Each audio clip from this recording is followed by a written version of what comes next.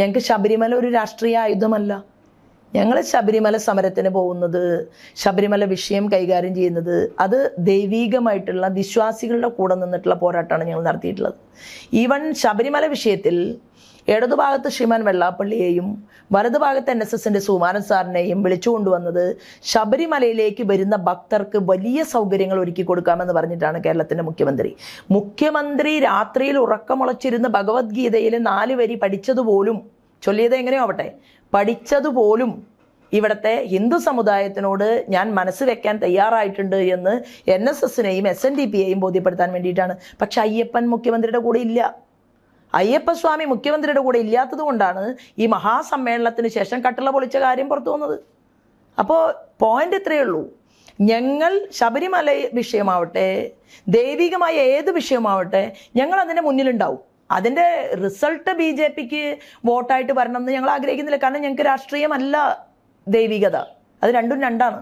പക്ഷെ ഞങ്ങൾക്ക് അതിൽ കൈവയ്ക്കാതിരിക്കാൻ പറ്റില്ല. കാരണം ഈശ്വരീയമായിട്ട് നാട്ടിൽ നടക്കുന്ന അന്യായത്തിനെതിരെ ഞങ്ങൾ ഒരു ക്രിസ്ത്യൻ പള്ളിക്കോ മുസ്ലിം പള്ളിക്കോ ഒന്നും ഞങ്ങളെതിരല്ല. കേരളത്തിൽ വിശ്വാസത്തിനും ഞങ്ങളെതിരല്ല. പക്ഷേ ഹിന്ദു വിശ്വാസിയെ മാത്രം ഇങ്ങനെ വേദനിപ്പിക്കുമ്പോൾ അത് നമ്മൾ അതിനെതിരെ പ്രതികരിക്കുമെന്നുള്ളതാണ്. ഞങ്ങൾ മുന്നോട്ട് വെച്ച പോയിന്റ് വികസനമായിരുന്നു. അപ്പോൾ ആ വികസന പോയിന്റിലൂടെ ഞങ്ങൾ മുന്നോട്ട് നീങ്ങുന്നത് ശരിയാണ് എന്ന് പലയിടങ്ങളിലും തെളിയിച്ചു. 8 പഞ്ചായത്തുകൾ ഞങ്ങൾക്ക് ആലപ്പുഴയിൽ നൽകി. ഇത്തവണ ജനങ്ങൾക്ക് ബോധ്യപ്പെട്ടു, ഭാരതീയ ജനതാ പാർട്ടി വന്നിരുന്നെങ്കിൽ കേരള നിയമസഭയിൽ ഒരുപാട് മാറ്റങ്ങൾ ഉണ്ടാകുമായിരുന്നു. എനിക്ക് തോന്നിയിട്ടുള്ളത് 1/2 ഡസൻ BJPയുടെ MLAമാരുണ്ടായിരുന്നുവെങ്കിൽ ശബരിമലയിലെ കട്ടള പൊളിക്കുമായിരുന്നു. അത് ചോദിക്കാൻ അവിടെ ആളുകൾ ഉണ്ടായിരുന്നുവെങ്കിൽ. ശബരിമലയുടെ കാര്യം പറഞ്ഞപ്പോൾ മുൻ BJP പ്രസിഡന്റ് സുരേന്ദ്രൻ പറഞ്ഞിരുന്നു, ശബരിമല ഇപ്പോൾ സ്വർണ്ണപ്പാളി കവർച്ച കേസിൽ UDFും LDFും ഒരുപോലെ റെസ്പോൺസിബിൾ ആണെന്നും സോണിയാഗാന്ധിയെ വരെ അന്വേഷണ പരിധിയിൽ ഉൾപ്പെടുത്തണമെന്നും ആവശ്യപ്പെട്ടിരുന്നു. അത് പാർട്ടിയുടെ സ്റ്റാൻഡാണോ അതോ? തീർച്ചയായിട്ടും. അതായത് ഭാരതീയ ജനതാ പാർട്ടി ശബരിമല വിഷയവുമായി ബന്ധപ്പെട്ടുകൊണ്ട് ഞങ്ങൾ ചോദിച്ച ഒരു ചോദ്യത്തിനും കോൺഗ്രസ് ലീഡർഷിപ്പ് മറുപടി പറഞ്ഞിട്ടില്ല. ഏത് കാര്യത്തിലും പറയുന്ന ശ്രീമാൻ VD സതീശൻ പോലും എന്തിനാണ് ആന്റണിയുടെ കൂടെ ഉണ്ണികൃഷ്ണൻ പോറ്റി സോണിയ മാഡത്തെ കണ്ടത് എന്ന് ഞങ്ങൾ പലരും ചോദിച്ചിട്ടും ഒരു ആൻസറും പറഞ്ഞിട്ടില്ല. അടൂർ പ്രകാശ് എന്തിന് ഉണ്ണികൃഷ്ണൻ പോറ്റിയുടെ കൂടെ സോണിയാഗാന്ധിയുടെ വീട്ടിൽ പോയി എന്ന് പറഞ്ഞിട്ടില്ല. എന്താണ് സോണിയാഗാന്ധിയുടെ കയ്യിൽ കെട്ടിക്കൊടുത്തത്, എന്തായിരുന്നു അത്? അരമണിക്കൂർ നേരത്തേക്കാണോ അത്? അല്ലെങ്കിൽ അത് പിന്നീട് മാധ്യമലോകവും പൊതുജനങ്ങളും അറിയുമ്പോൾ കാണാതിരിക്കുന്ന ഏതെങ്കിലും സ്ഥലത്ത് വേറെ കെട്ടിയിട്ടുണ്ടോ? പുരാവസ്തു എന്നുള്ള രീതിയിൽ ഈ കട്ടിളപ്പാളിയിലെ സ്വർണത്തെ രാജ്യാന്തര കള്ളന്മാർക്ക് വിറ്റിട്ടുണ്ടോ? ഇതെല്ലാം ഇപ്പോൾ ശ്രീമാൻ രമേശ് ചെന്നിത്തല പറഞ്ഞത് അദ്ദേഹം SITയുടെ മുന്നിൽ ചില കാര്യങ്ങൾ പറഞ്ഞിട്ടുണ്ട്. എന്നാൽ SITയുടെ മുന്നിൽ കാര്യങ്ങൾ പറയാൻ പറഞ്ഞ ശ്രീമാൻ രമേശ് ചെന്നിത്തലയ്ക്ക് അറിയില്ലേ, കേരളത്തിൻ്റെ മുഖ്യമന്ത്രി അറിയാതെ CBIക്ക് വരാൻ പറ്റില്ല. ഇന്റർനാഷണൽ ബന്ധങ്ങളുള്ള ഒരു കേസിൽ അങ്ങനെ ഒരു അന്വേഷണം നടക്കണമെന്നുണ്ടെങ്കിൽ മുഖ്യമന്ത്രി തയ്യാറാവണം, അല്ലെങ്കിൽ കോടതി പറയണം. അപ്പോൾ ഇത്രയും കേസ് നടത്തി പരിണിതപ്രജ്ഞനായിട്ടുള്ള രമേശ് ചെന്നിത്തലയും SITയെ മാത്രം പ്രതീക്ഷയിലെടുത്തുകൊണ്ടാണോ മുന്നോട്ട് പോകുന്നത് എന്നും കേരള രാഷ്ട്രീയം ഇപ്പോൾ സംശയിക്കുന്നുണ്ട്. അപ്പോൾ ഈ ഒരു കേസിൽ കൃത്യമായിട്ട് കോൺഗ്രസിന് പങ്കാളിത്തമില്ലെങ്കിൽ എന്തുകൊണ്ടാണ് അവർ ഇതിന് മറുപടി പറയാത്തത്? അപ്പോൾ ഈ ഒരു സാഹചര്യം എങ്ങനെയുണ്ടായി? അത് കേരളം വളരെ വലിയ രീതിയിൽ ചർച്ച ചെയ്യും. എന്നാൽ ആളുകളുടെ ചിന്തകൾക്ക് മൗഢ്യമുണ്ട് എന്ന് കരുതുകയാണ് കോൺഗ്രസ് ഈ ശബരിമല കേസിൽ. നോക്കൂ, കോൺഗ്രസ് ഇതിനു മുൻപും ശബരിമലയുടെ ഏറ്റവും പ്രധാനപ്പെട്ട ഒരു കാര്യം എന്ന് പറയുന്നത് ശബരിമലയിലെ തന്ത്രവിദ്യയും അവിടുത്തെ പൂജയും അവിടുത്തെ സിസ്റ്റവുമല്ല ഗുരുവായൂരിലുള്ളത്. ഗുരുവായൂരിലെ പുഷ്പങ്ങൾ പോലുമല്ല ദേവീ ക്ഷേത്രത്തിലുള്ളത്. അപ്പോൾ എന്താണ് ക്ഷേത്രത്തിലെ സംസ്കാരമെന്നും എന്താണ് ഒരു മനുഷ്യൻ്റെ ഷോഡശ സംസ്കാരം എന്ന് പോലും അറിയാത്ത, ഇതിൻ്റെ ഇതിവൃത്യത്തെക്കുറിച്ചോ അഗാധ തലങ്ങളെക്കുറിച്ചോ അറിവില്ലാത്തവർ അവർ പറഞ്ഞു ശബരിമലയിൽ ആര് കയറിയാൽ എന്താ കുഴപ്പം, സ്ത്രീ കയറിക്കോട്ടെ. അതുപോലും ഒരു ഭക്തയായിട്ടുള്ള സ്ത്രീ പോലും ശബരിമല സന്നിധിയിൽ കയറിയില്ല എന്നുള്ളതാണ്. ഒരു ഭക്തയായ സ്ത്രീയെ എത്രയോ ആളുകൾ ശബരിമലയിൽ പോകുന്നുണ്ട്, എത്രയോ ഭർത്താക്കന്മാർ, മാർക്സിസ്റ്റുകാരായിട്ടുള്ള ആളുകൾ എത്രയോ പേർ ശബരിമലയിൽ പോകുന്നുണ്ട്.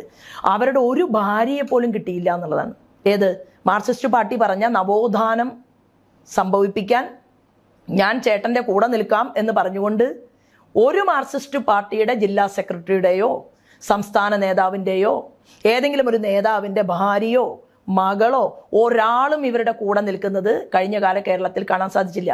പക്ഷെ പോലീസിനെ ഉപയോഗിച്ചു, ശക്തി ഉപയോഗിച്ചു, ഒരു വിശ്വാസവുമില്ലാത്ത സ്ത്രീകളെ മല കയറ്റാൻ വേണ്ടിയിട്ട് പരിശ്രമിക്കുന്നതാണ് കണ്ടത്. അതിൻ്റെ കറക്റ്റായിട്ടുള്ള ശിക്ഷയും അവർക്ക് കിട്ടി, മാർക്സിസ്റ്റ് പാർട്ടി കിട്ടി. പക്ഷേ അവർ പറഞ്ഞ് എന്തു ജനം തീരുമാനമെടുത്തു? BJP അവിടെ ജയിക്കുമോ? BJPക്ക് ഇവരെ താഴെയിടാനുള്ള ശക്തിയുണ്ടോ? ഇവരിനി പാർലമെന്റിൽ പോണ്ട. ഇതാണ് ഒരു പരിധി വരെയുള്ള ആളുകൾ തീരുമാനമെടുത്തത്. അതുകൊണ്ടാണ് പല സ്ഥലത്തും BJP ഈ 20% നിന്നത്. അതാണ് പലപ്പോഴും അടികൊള്ളാൻ BJPയും സീറ്റ് കിട്ടാൻ കോൺഗ്രസ് എന്നാണ് പൊതുവെ ഇതുവരെ നമ്മൾ കണ്ടുവന്നിട്ടുള്ള ഒരു പാറ്റേൺ. ഇതുവരെ അതിൽ നിന്ന് എങ്ങനെ ഒരു മാറ്റം ഉണ്ടാവും?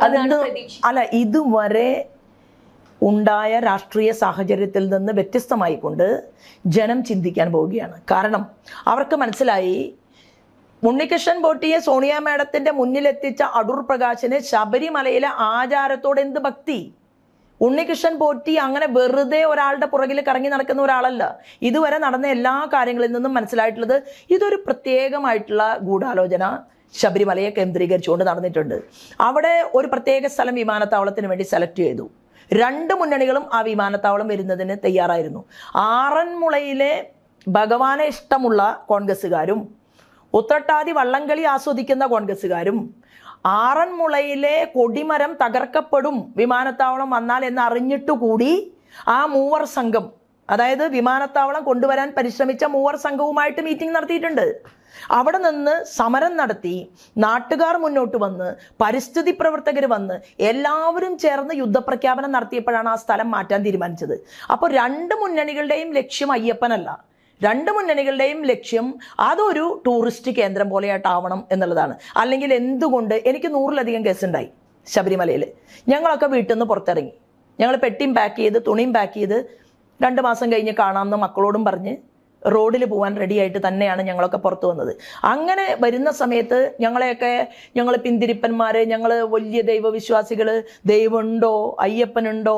അന്നാണ് സ്വരാജൊക്കെ സംസാരിച്ചത്, അയ്യപ്പൻ കല്യാണം കഴിച്ചിട്ടുണ്ട്, അയ്യപ്പൻ്റെ ഭാര്യ ഇതാണ്. അതായത് സംസ്കൃതത്തിലെ ഒരു 2 വരി ശ്ലോകം പോലും പഠിക്കാത്തവർ വെറുതെ ഈ ഒരു ചിന്തയെ ഇല്ലായ്മ ചെയ്യാൻ വേണ്ടി.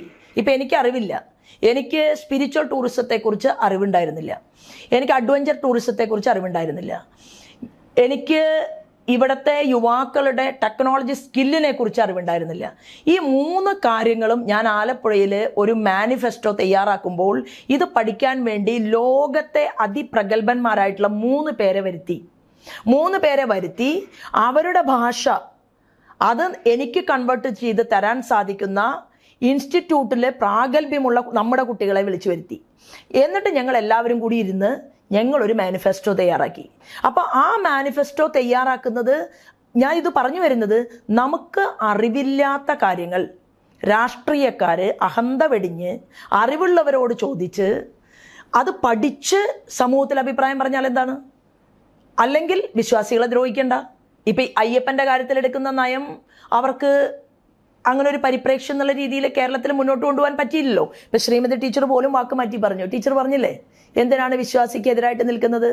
അപ്പോൾ ഇന്നലെ വരെ അങ്ങനെയായിരുന്നു. കക്കൂസിനെതിരെ സമരം ചെയ്തു, ക്ലോസറ്റ് വേണ്ടെന്ന് പറഞ്ഞു. ട്രാക്ടറിനെതിരെ സമരം ചെയ്തു, ട്രാക്ടർ വേണ്ട, ആളുകളുടെ ജോലി നഷ്ടപ്പെടും എന്ന് പറഞ്ഞു. മൊബൈൽ വേണ്ടെന്ന് പറഞ്ഞു, സമരം ചെയ്തു. എന്നിട്ട് പറഞ്ഞു കസേര കറങ്ങാൻ പാടില്ല എന്ന് പറഞ്ഞു. ഇതൊക്കെ ഒരു കാലത്ത് കേരളത്തിൽ അവർ പ്രസംഗിച്ചതാണ്. കറങ്ങുന്ന കസേര വാങ്ങി, AC വേണ്ടാന്ന് പറഞ്ഞു, കമ്പ്യൂട്ടർ വേണ്ടാന്ന് പറഞ്ഞു.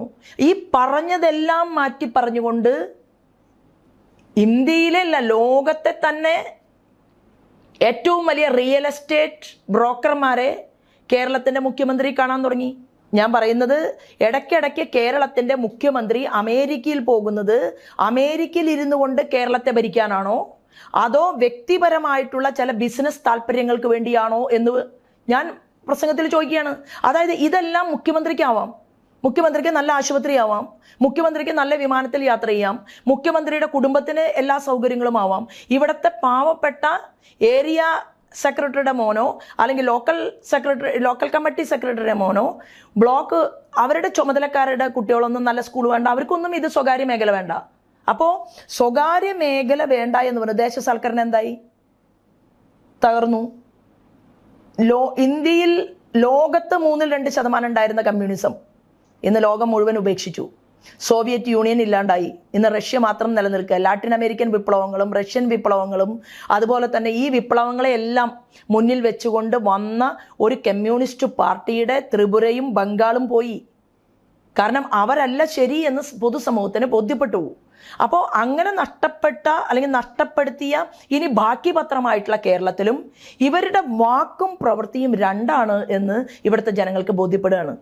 അപ്പോൾ അത് തീർച്ചയായിട്ടും വലിയ ഒരു തകർച്ച ഉണ്ടാവാൻ സാധ്യത മാർക്സിസ്റ്റ് പാർട്ടിക്ക് ഉണ്ട് എന്ന് BJP വിശ്വസിക്കുന്നു. ആ സ്പേസിലാണോ BJP വളരാൻ പ്ലാൻ ചെയ്യുന്നത്? ഞങ്ങൾ നേരായ സ്പേസ് ആണ്. അതായത് ഇടത്തൊരു സ്പേസ് ഉണ്ട്, അത് ഇടതുപക്ഷ ജനാധിപത്യ മുന്നണി. വലതൊരു സ്പേസ് ഉണ്ടായിരുന്നു, അത് വലതുപക്ഷം UDF LDF. Bharatiya Janata party നേതൃത്വം നൽകുന്ന NDA ഞങ്ങൾ നേരായ മാർഗത്തിലൂടെ പോകുമ്പോൾ ഇടതുഭാഗത്തുള്ള വികസന താല്പര്യമുള്ളവരും വലതുഭാഗത്തുള്ള വികസന താല്പര്യമുള്ളവരും ഈ നേർരേഖയിലേക്ക് വരും എന്ന് ഞങ്ങൾ വിശ്വസിക്കുകയാണ്.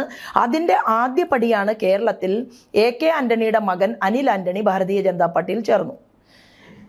ശ്രീമതി പത്മജ BJPയിലേക്ക് വന്നു. പല ആളുകൾക്കും BJPയിലേക്ക് വരണം എന്നുള്ള മോഹമുണ്ടാവുകയും അതിനനുസൃതമായിട്ടുള്ള ചില മൂവ്മെൻറ്റുകൾ നടക്കുകയും ഒക്കെ ചെയ്യുന്നത് മാധ്യമ സുഹൃത്തുക്കൾക്ക് പോലും അവരുടെ സ്റ്റേറ്റ്മെൻറ്റുകളുടെ വ്യത്യാസം, അവരുടെ പ്രസംഗങ്ങളിലെ വ്യത്യാസം കൊണ്ട് മനസ്സിലാക്കാൻ സാധിക്കും എന്ന് ഞാൻ വിശ്വസിക്കുകയാണ്.